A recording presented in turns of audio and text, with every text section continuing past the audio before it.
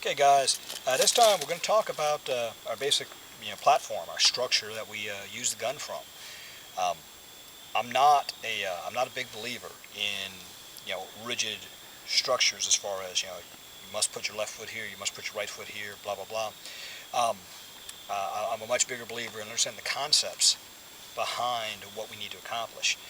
Um, what it comes down to is the structure that I use for shooting a pistol, shooting a rifle, shooting a shotgun, shooting handheld full auto, is the same structure that I use for any other fighting endeavor, also any other athletic endeavor.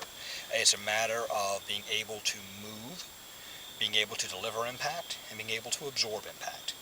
Um, a lot of people think of defensive use of a pistol or firearm as being a ranged affair, and it's great if you get it that way. It's great if the bad guy's always, far enough away and you got plenty of space. But that's not really the world we live in. Fighting for your life very often is a contact sport.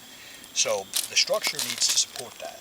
Um, where do you place your feet? I don't care. As long as they're attached to your body, you can do whatever you want with them. In fact, if you are married to a certain foot position or a certain relationship between your feet, um, you probably will waste time trying to establish that. It just doesn't matter. What is important is two things. One, having your hips square to the thread.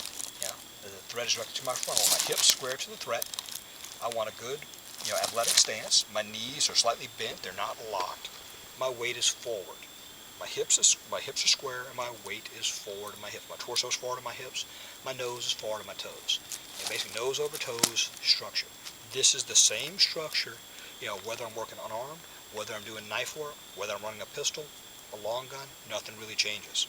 So this basic nose over toes structure is what we're going for. Can you effectively work a gun from other positions? Sure you can. But the shooting problem, can you shoot accurately from position X? Yeah, sure, of course you can. The shooting problem, the accuracy is not the hard part. That's relatively easy. We understand that. Align the sights, get the sights in line with the dominant eye and the threat, and we go from there. And then work the trigger in such a way as not to disturb that alignment gained. But can you absorb impact? Can you deliver impact? Are you wasting energy because of your structure? If I accept a blade to my structure, the gun wants to move. Your body wants to unwind. If I accept a blade to the structure, this way, the body wants to unwind. Your body likes equilibrium. This is where it wants to be. And so I waste energy trying to force a structure other than the way my body wants to work. So I'm a fire a few rounds. I sort of be very relaxed on the gun because I want the gun to move. I'm sort of accentuating the movement, but I want you to see what happens to the body when we allow any deviation from a hip square structure. So we'll see how it shows up in the video, guys.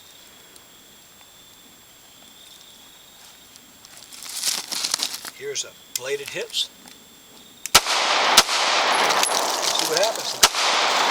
And wants to shift to my right. The gun lifts every time I fire. The more I fire, the more my body wants to unwind. By squaring up my hips, keeping my weight forward, there